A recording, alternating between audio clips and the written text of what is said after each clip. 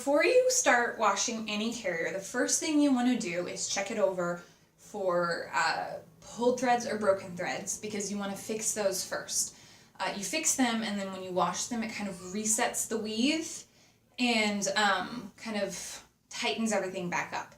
Also, you want to check for stains and pre-treat them, because once a stain goes in the dryer, the chances of you getting it out drop drastically. So I'm going to go over my wrap here, and remember to check both sides. Just 2 sides to every carrier. You don't want to think it's good on one side and not the other.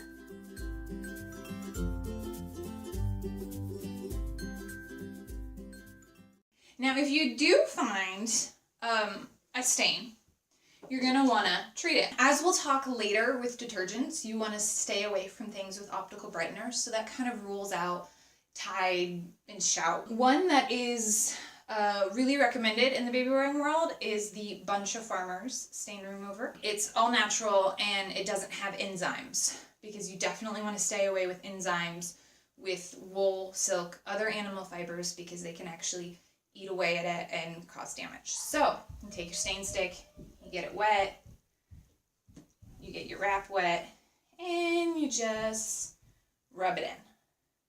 Check both sides of the wrap. See if it goes through, and make sure you treat both sides if it does. All right, now this is ready to go in the wash.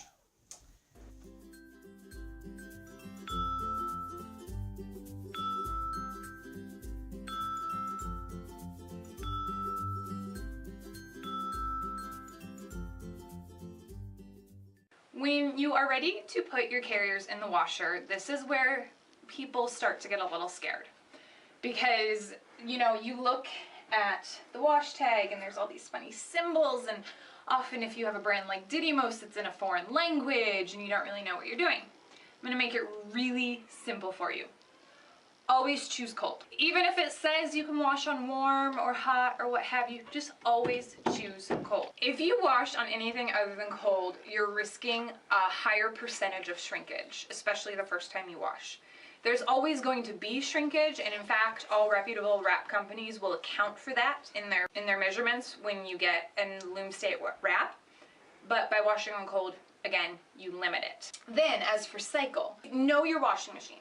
If you don't have an agitator, if you have a newer washing machine that has an agitator but you trust, then put silk in your washing machine on a delicate cycle. It'll be fine. If you don't trust your washing machine, older machine, I would probably hand wash silk. Always hand wash wool. We'll get to that later. As for the rest, you just put it on a short cycle. It's a small amount of fabric going in.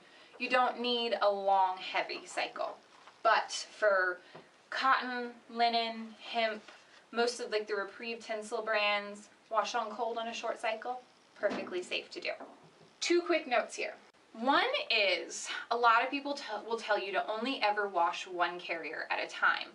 And that's because you have different colors, blends of fabric, what have you. There's a chance of getting them tangled together.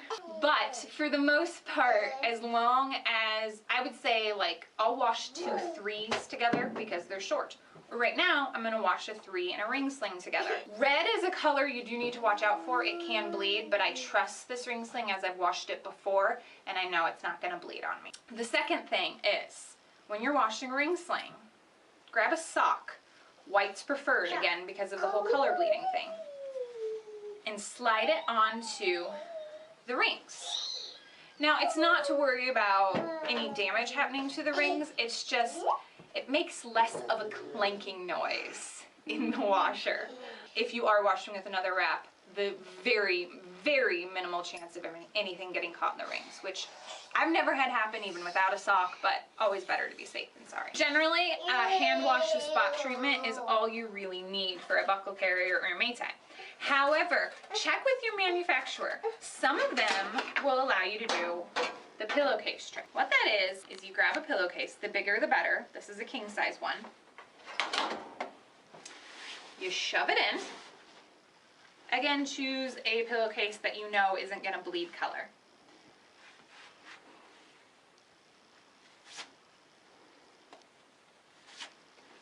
the top and throw it in your washing machine. The reason you want to check with your manufacturer is this can void warranty if they don't okay it. This is obviously a better trick again if you don't have an agitator. Never, ever, ever put buckle, carrier, or a Maytie in a washing machine with an agitator without putting it in a pillowcase. It gets wrapped around the agitator, you're gonna pull stitches, all right? And that's bad. Again, check, but this is an option for some brands. Detergent, now that our carriers are in the machine. I like to go with Ecos. Ecos is a coconut-derived brand. I like it because I can usually get it at Walmart, so it's local, easy to pick up, under $10 for this huge jug, which lasts me forever because all I ever use it on is carriers. A lot of people also prefer the brand Vasca. Sometimes you can find Vasca in stores. Usually though, it's easiest to buy it off Amazon. Enzymes, again, damage animal fibers. Optical brighteners leave deposits on your wrap. They're stains. They're never gonna come out. They show up under UV light. Some days you'll see them, some days you won't. That's how you can usually tell something's an optical brightener stain. You see it, and then when you go looking for it, you don't find it. It can be bright yellow or it can be shining white. You can't even dye these away because it's already a dyed stain. It's going to affect the dye you put on the wrap differently. So just stay away from it. These brands are preferred because they're liquid. Powdered detergents generally aren't gonna harm your cotton wrap, but things like linen and hemp actually have hollow fibers, which means that when you use a powdered detergent, they shrink down when they dissolve in water, but they don't fully dissolve. They get inside the hollow fibers, and then when they dry, they swell back up and can actually damage the fibers from the inside. Always stick with liquid just to be safe. So, you get your detergent. Normally, I would fill this half or more full. I am putting just the tiniest little bit in. You only have a little bit of fabric. You don't need a ton of detergent. Pour that in. Close the lid. Choose cold, and I choose a light wash because it's my shortest wash. Hand washing. This is something that you want to do most definitely with wool wraps, with silk if you're a little afraid of your machine with silk, and also if you don't want to try the pillowcase trick with a buckle carrier or a Maytie. With wool, the reason you don't want to put it in the washing machine is because of felting. Felting occurs not just with heat, but with heat and agitation. Also, it can happen with sharp changes in temperature, which is what happens when your machine uses hot to wash, drains it out, and then uses cold to rinse. That, combined with the agitation, is going to lead to a felting wrap, which will narrow it and make it unsafe to use. For wool, I recommend you get a good wool wash. Eucalyptus is a brand that a lot of people use. But if you don't have that, you can just use conditioner. Best to go with a silicone-free brand if you can get it. If you are washing a buckle carrier or a Maytie, you would do the pre-check like we did with the wrap, and then you just want to get started washing. You can use your straight tub, but as you know, you generally bathe in the tub, there's gonna be soap residue, or even if you've just cleaned it, you have the cleaner residue. So I like to get a Rubbermaid tote because this way you know exactly what's been in the tub. Put this in, and then you want to fill with water. You don't want hot, you don't want cold. You want just, you know, you stick in with your hand and it feels room temperature normal. Okay, so you're gonna fill up with water, and you don't need a ton of water. For hand washing non-wools, you can choose a hand wash or delicate detergent like a Woolite. I know is optical brightener free, but oftentimes I'll just use a very small amount of the Ecos. Get that in the water and put your carrier in. Make sure it's nice and submerged.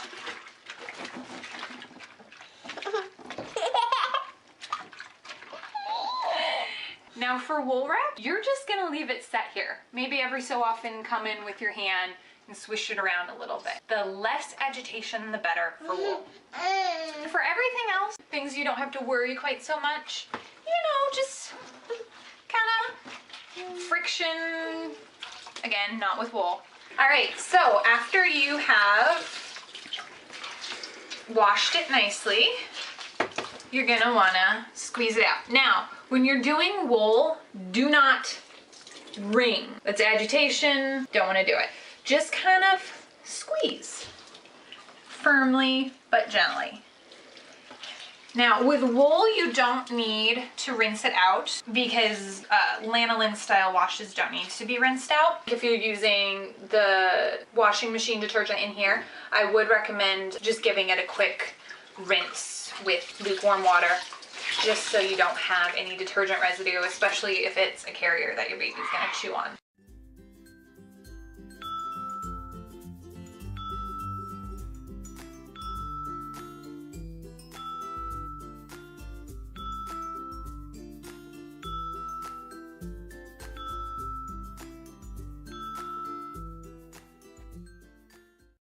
All right, once you've rinsed it and wrung it out, you're gonna wanna lay a towel out on the floor. You grab your carrier,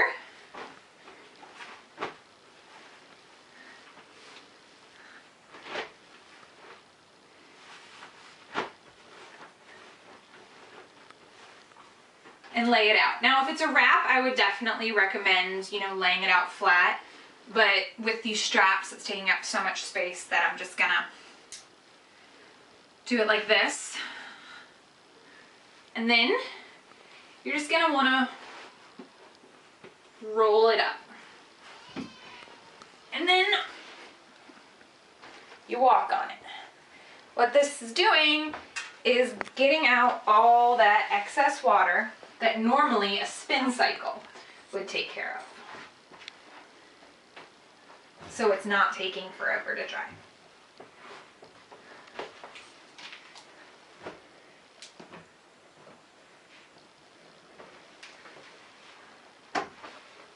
There we go. Now, when you lay something out to dry, you want to make sure it's fully supported, that it's not pulling on itself with the weight, especially with a wet carrier. I have this really awesome wall here that I hang things on. If you don't have this, some people will use a drying rack and do like an accordion back and forth so that it has a bunch of points where the weight is hanging instead of just one.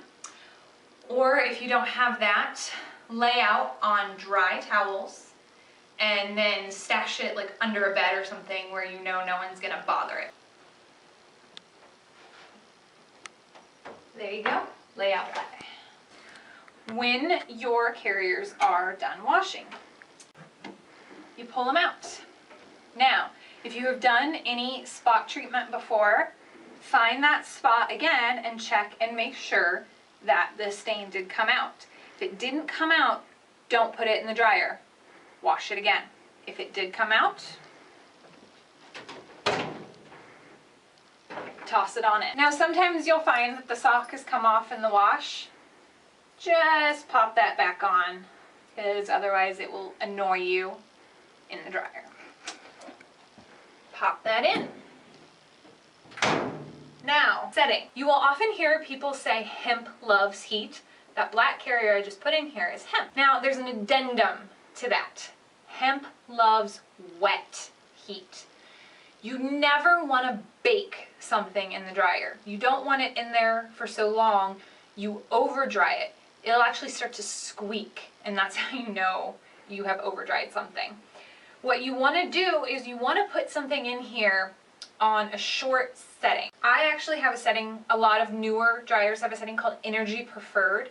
That's actually a really great setting because it is a shorter drying time and it gets things almost but not quite fully dry. That is perfect for wraps. So if your dryer has a setting like that, choose it. My machine, I always choose my low heat setting because my high heat setting is insane. But again, know your machine, choose whatever you think is best. So I choose my setting, choose my heat, just start up the dryer. Now, can you hear that thud occasionally in here? There's the thud. That's with the sock on. We're gonna stop this for a second.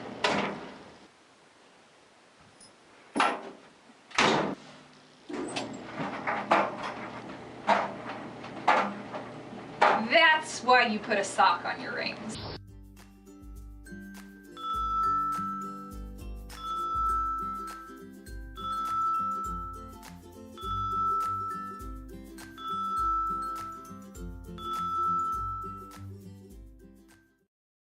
So your wrap has been washed, it has been dried, now it is time to iron it. Now, I know what you're thinking, you don't even iron your clothes. Why are you gonna iron a wrap? The thing is, you actually don't really need to. No one's gonna come to your house and hunt you down if you don't, but it does fulfill a couple purposes. One is your wrap is gonna come out of the wash and dry very wrinkly. Two, it breaks them in, it makes them softer, it makes them easier to use, especially on things like linen and hemp. So, you grab your iron, you choose your appropriate setting. This is linen, so I'm choosing linen. You make sure your steam is on. Steam is good, steam helps, again, soften the fibers. Also, when I told you to put your wrap in the dryer and make sure it wasn't baked dry, if it comes out just a hair, not wet, not really damp, but just, you can still feel that slight soft wetness to it, that's great because that helps with the steam. So you take your wrap and you just start ironing. Extra glass of steam now and then, and you just keep going. All right, so you finish ironing your wrap. Now, for most wraps, you can just do one side and you'll be completely fine. If you have a really thick, heavy, textured wrap,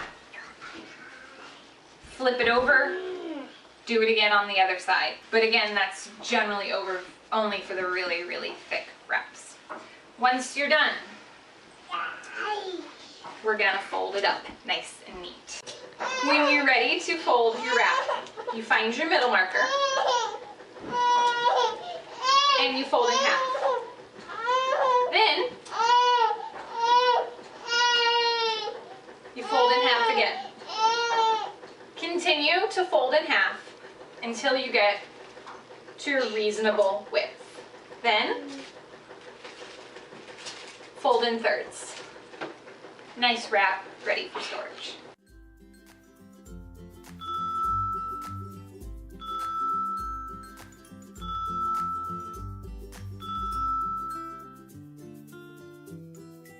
I'm not gonna put you up.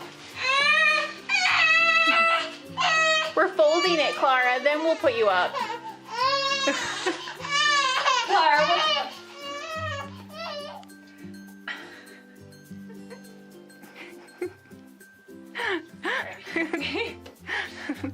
All right.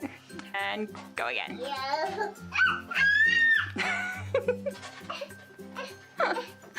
You keep upstaging, man. You keep upstaging.